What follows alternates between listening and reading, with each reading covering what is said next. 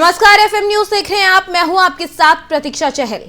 विधानसभा चुनाव के लिए कल मतगणना होने वाली है, जिसके लिए सभी तैयारियां प्रशासन की तरफ से शुरू कर दी गई हैं और पुलिस प्रशासन को भी अराजकता फैलाने वाले लोगों पर कार्रवाई करने के लिए पूरी छूट मिल गई है। वो लगातार कार्रवाई भी कर रही हैं। इसी कड़ी में बाजपुर कोतवाली में कोतवाल भूपेंद्र सिंह ब्रिजपाल की अध्यक्षता में बैठक आयोजित हुई, जिससे क्षेत्र के सभासद और ग्राम प्रधान भी मौजूद रहे। इस दौरान कोतवाल भूपेंद्र सिंह ब्रिजपाल ने ग्राम प्रधान और सभासदों से मतगणना के उपरांत क्षेत्र में शांति व्यवस्था बनवाने को लेकर पुलिस को सहयोग करने की अपील की है। लोगों ने अभी तक जिस प्रकार से उत्तराखंड में बेरोजगारी,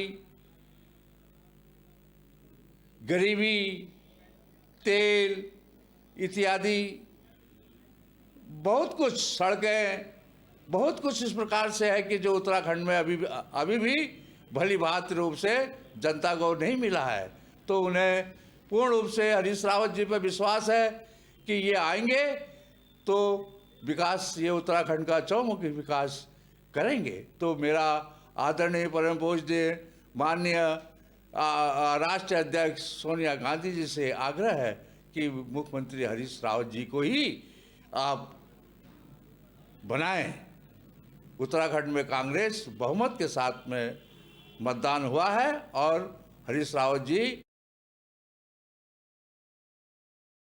वहीं बाजपुर के चीनी मिल गेस्ट हाउस में किसानों ने गन्ना आयुक्त के साथ बैठक की है। इस दौरान किसानों ने चीनी मिल की समस्याओं को गन्ना आयुक्त के सामने रखा और समस्याओं का समाधान कराने की मांग की गई है। इस दौरान किसानों ने चीनी मिल की दुर्दशा से गन्ना आयुक्त को यहां पर रूबरू कराया और चीनी मिल को दुरुस्त कराने की मांग की है। साथ ही भारतीय किसान यूनियन के प्रदेश अध्यक्ष करम सिंह पड्डा ने गन्ना आयुक्त से चीनी मिल को स्थायी जीएम, बकाया गन्ने का भुगतान कराने समेत 6 सूत्रीय मांग पत्र सौंपा और मांग पूरी करने की बात कही। इस दौरान भारतीय किसान यूनियन के प्रदेश अध्यक्ष करम सिंह पड्डा ने कहा कि चीनी मिल को बचाने के लिए किसान तैयार हैं। उन्होंने कहा कि मिल घोटालों की भेंट चढ़ चुकी है, जिसे बचाना बहुत जरूरी है। वहीं गन्ना आयुक्त हंसादत्त पांडे ने बताया कि चीनी मिल को लेकर जो भी समस्याएं आई हैं सामने, उन्हें जल्द दूर करवाने का प्रयास किया जाएगा। के निष्कर्ष आज गन्ना आयुक्त साहब भी आए हैं और हमारे जीएम साहब भी आए हैं, मर्तुलिया जी। हमने इनको 6 पॉइंट का एक ज्ञापन दिया था। उसमें सबसे पहला है कि बोर्ड गठित हो, दूसरा जो पुरानी चीनी है वो उसकी सेल हो, स्क्रैप का ओपन ऑक्शन हो, और 2-3 पॉइंट उसमें और हैं। गन्ना भुगतान है।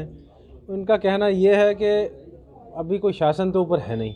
इनका कहना यह है कि कल चुनाव के परिणाम आ जाने हैं, कोई मजबूत सरकार आ जाए, कोई मजबूत अधिकारी आ जाए, तो हफ्ते भर में 8 दिन में उनके साथ टाइम लिया जाएगा। ये हमारे साथ जाएंगे और गन्ना सेक्रेटरी के साथ में मीटिंग होगी, क्योंकि ये सब जो बोर्ड गठन वाले जो पॉइंट हो गए, जो शुगर की जो सेल का जो पॉइंट है, ये फेडरेशन से होना है।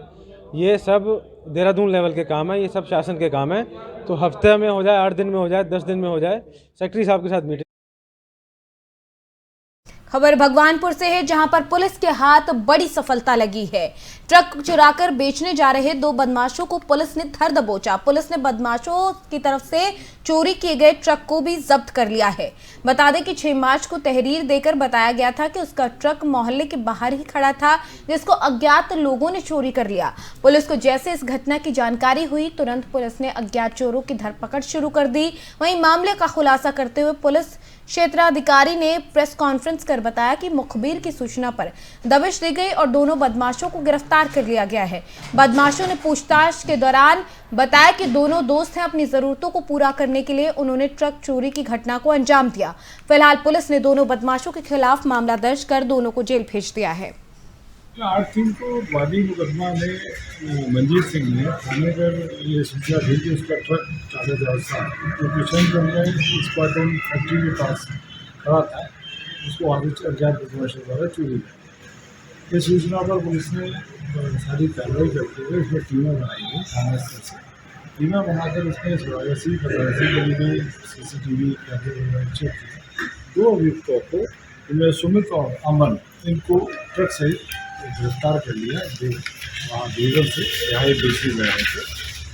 इनसे पूछताछ की गई तो उन्होंने बताया कि इनको पैसे की आवश्यकता थी, जिसके लिए उन्होंने ट्रक चोरी करने का प्लान बनाया। 5 तारीख को यहाँ आए, रेकी करी, फिर डुप्लीकेट चाबी से इस ट्रक को चोरी करके यहाँ से लेके चले गए। इसमें तो कुछ सामान इसका पल्ला हो गया जो उन्होंने कुछ छुपाया, जिसको रात करने का और इसमें टीम भेजी। अभी इस संबंध में जाँच की जाए। अगली खबर रुड़की से है, जहां पर लक्सर क्षेत्र के कुन्हारी गांव में पति पत्नी के बीच में विवाद का मामला सामने आया, जिसमें ससुराल और मायके पक्ष का झगड़ा हो गया। झगड़े में ससुराल पक्ष के एक युवक के हाथ में चोट लग गई। परिवार के लोग घायल व्यक्ति को लेकर लक्सर कोतवाली पहुंचे और पुलिस को जानकारी दी। पुलिस ने घायल को मेडिकल कराने के लिए भेज दिया। घायल पक्ष तहरीर लिखवाने जब तहसील पहुंचा तो दूसरे पक्ष का युवक सरिया लेकर अधिवक्ता के चैम्बर में घुस गया। इस पर लोगों ने उसे पकड़कर पीट डाला। पिटाई से घायल युवक की लक्सर सीएचसी में हायर सेंटर में रेफर कर दिया गया है।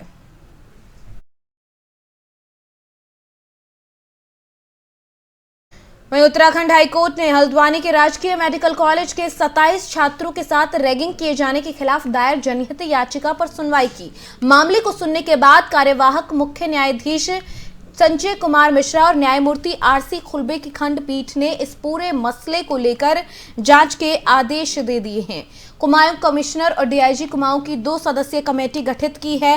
हाईकोर्ट की खंडपीठ ने 2 सप्ताह के भीतर जांच कर दोषियों के खिलाफ आपराधिक मुकदमा दर्ज करने के आदेश भी दिए हैं। मामले की अगली सुनवाई के लिए 23 मार्च की तारीख तय कर दी गई है।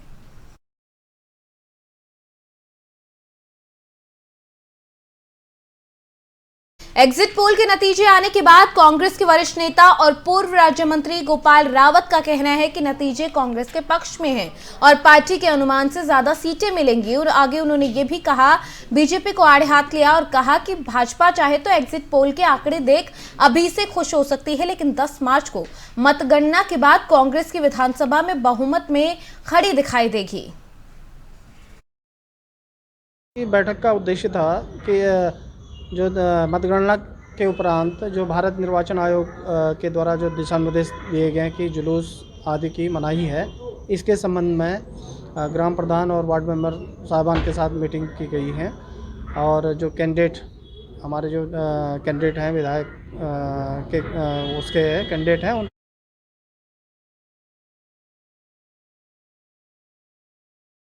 जनता कैबिनेट पार्टी की मुखिया भावना पांडे ने चुनाव आयोग से मांग करते हुए कहा कि प्रदेश में तत्काल प्रभाव से बैलेट पेपर उपलब्ध कराए जाए, जिससे सरकारी महकमे के अधिकारी अपने मतदान का प्रयोग कर सके।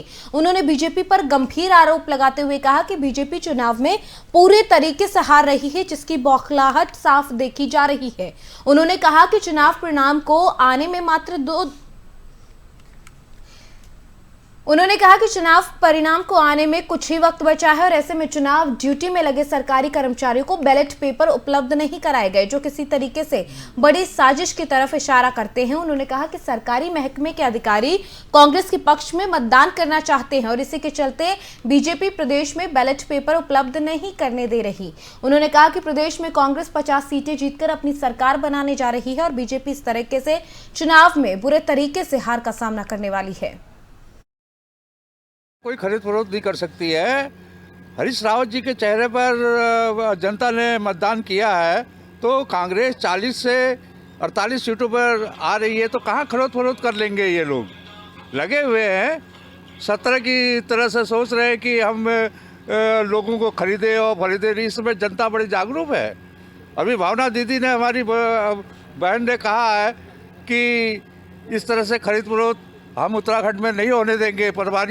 परिवारी लोग सतर्क रहे और उत्तराखंड के अंदर में हम आने नहीं देंगे इन लोगों को। अगर इस तरह से इन लोगों ने गड़बड़ी की, वैसे तो गड़बड़ी नहीं कर पाएंगे। कांग्रेस बहुमत के साथ में 40 से 48 सीटों पर आ रही है और हरीश रावत जी मुख्यमंत्री बनने जा रहे हैं। माननीय आदरणीय परम पूज्य सोनिया गांधी। ये ऐतिहासिक विधानसभा होने की, यहाँ युवाओं ने, महिलाओं ने जो वोट किया है हरदा को मेरे आह्वान पे और या ताऊ जी दुर्गापाल जी के आह्वान पे, मैं उन सबका धन्यवाद करना चाहती हूँ। युवा निराश नहीं होंगे। इस बार उत्तराखंड के अंदर हरीश रावत महिला एवं युवाओं। जिला जेल में कोरोना संक्रमण के मद्देनजर कैदियों से मुलाकात कर लगाई गई रोक जो है वो अब हटा दी गई है। पहले ये रोक लगाई गई थी, लेकिन अब क्योंकि कोरोना के संक्रमण के मामले कम हो रहे हैं, इसलिए रोक को हटा लिया गया है। कैदियों के परिजन अब सामान्य प्रक्रिया के तहत मुलाकात कर सकते हैं। इससे उन्हें राहत मिली है। कोरोना संक्रमण की तीसरी लहर को देखते हुए जिला जेल में कैदियों से मुलाकात प्रतिबंधित कर दी गई थी और उसके पहले RT-PCR रिपोर्ट लेकर आने वाले लोगों को उनके परिजन से मुलाकात करने दी जा रही थी। ऐसे में कैदियों से मिलने के लिए परिजन परेशान हो रहे थे। रोजाना जेल के मुख्य द्वार से परिजनों को वापस लौटना पड़ रहा था। वहीं जेल के अफसर मुलाकात के संबंध में आदेश न आने की बात कहकर अपना पल्ला झाड़ रहे थे। जेल अधीक्षक मनोज कुमार आर्य ने बताया कि IG जेल के निर्देश पर अब मुलाकात पर लगा प्रतिबंध हटा दिया गया है। अब RT-PCR रिपोर्ट की भी जरूरत नहीं। सामान्य प्रक्रिया के तहत अब कैदियों से परिजन मिल सकेंगे। हाँ, ये अभी विगत शुक्रवार से जो है जो बंदियों की मुलाकातों पे जो रोक लगी थी वो समाप्त कर दी गई है शासन द्वारा, और कोरोना की जो भी गाइडलाइंस हैं उसका पालन कराते हुए मुलाकात कराने के आदेश जारी हुए हैं। कि जो है इसमें 2 गज की दूरी। होटल प्रेम प्लाजा में आज सिखों के 9वें गुरु श्री तेग बहादुर जी के 400वें प्रकाश पर्व पर राष्ट्रीय स्वयंसेवक संघ ने कार्यक्रम का आयोजन किया। इस कार्यक्रम का संचालन RSS के प्रांतीय संयोजक राजेंद्र पंत की तरफ से किया गया।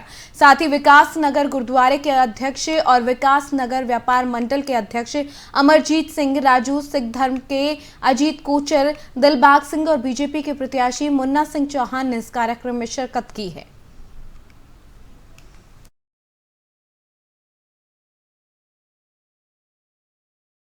भोजीपुरा से लालकुआ खंड का विद्युतीकरण रेल लाइन का आज नारियल फोड़कर शुभारंभ करने के बाद देर रात लालकुआ संरक्षा आयुक्त ने निरीक्षण करने के बाद गति परीक्षण भी किया।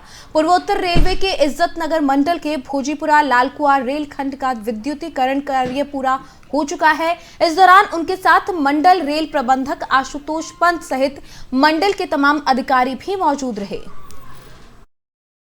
ये आज जो है भोजीपुरा से लेकर लालकुआं तक जो अभी ये विद्युतीकरण का काम चल रहा है, इसका जो है CRS साहब ने इसका पूरा निरीक्षण किया है और अभी हम यहाँ पर आए हैं। इसके बाद स्पीड ट्रायल होगा। उसके बाद साहब का जब ऑथराइजेशन आता है तो ऑथराइजेशन में जो भी शर्तें दी जाती हैं उसे करने की, फिर हम उसको पूरा करते हैं। वो रामपुर वाले का टारगेट भी, हमारा टारगेट तो इसी साल मतलब मार्च तक करने का है। तो वो जब होगा वो तो उसके बाद फिर यही प्रोसेस दोबारा से होगी, फिर CRS इंस्पेक्शन होगा, फिर वो देंगे। फिलहाल इसके बारे में मैं यही कहूँगा कि जब ये हो जाएगा पूरा, जब सारी कंडीशंस उनकी पूरी हो जाएंगी, उसके बाद फिर ये बात आएगी कि गाड़ी चलनी है, कौन सी चलनी है और कब चलनी है। नहीं, सबसे पहले तो मैं ये अपील करना चाहूँगा कि देखिए ऊपर 25 kV की जो है वो विद्युत धारा बह रही। वहीं अल्मोड़ा जिले के विकासखंड सल्ट के कूपी गांव में महिला को बीते मंगलवार को गुलदार ने मार दिया। वन विभाग ने गुलदार को पकड़ने के लिए गांव में 2 पिंजरे लगा दिए। गुलदार की आवाजाही जानने के लिए वन विभाग ने क्षेत्र में ड्रोन कैमरा लगा दिया। ड्रोन कैमरे की मदद से गुलदार को पकड़ा जाएगा।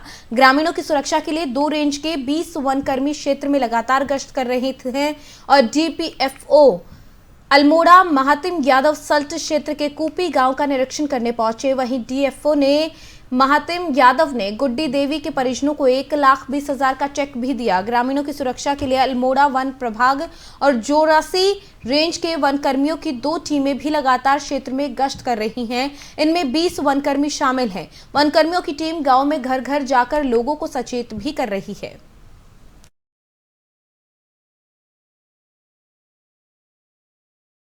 वहीं भगवानपुर में मिट्टी का बर्तन का कारोबार करने वालों के सामने संकट की घड़ी सामने आ गई है। उनका मानना है कि इस आधुनिक युग में मनुष्य ने नए नए आविष्कारों के चलते कुम्हारों का जीवन यापन खतरे में डाल दिया है और वहीं कुछ लोग ऐसे भी हैं जो ऐसी चीज़ों को पीछे छोड़ते चले आ रही हैं जो भारत देश की संस्कृति का न केवल हिस्सा रही हैं बल्कि उनके इस्तेमाल करने से स्वास्थ्य भी अच्छा रहता है। आइए आपको इस बारे में प्रजापति कुम्हार समाज के लोगों की इस विलुप्त होती संस्कृति के बारे में बताते हैं और जानते हैं कि आखिर नए आविष्कारों के चलते प्रभावित होने से कारोबार किस तरीके से प्रभावित हुआ है। मिट्टी के बर्तन का कारोबार करने वालों पर ये संकट की घड़ी है, जहां अब नए नए आविष्कार हो रहे हैं और ऐसे में मिट्टी के बर्तनों का इस्तेमाल लोग नहीं करते। कमी उसमें बहुत ज़्यादा आ गई है और इसीलिए कुम्हार परिवार जो हैं उनके जीवन यापन का जो एकलौता साधन रहा है उनका ये काम, उसमें कमी आने के बाद अब वो भी मुश्किल हो गया है। मुश्किल की घड़ी इन परिवारों के ऊपर है।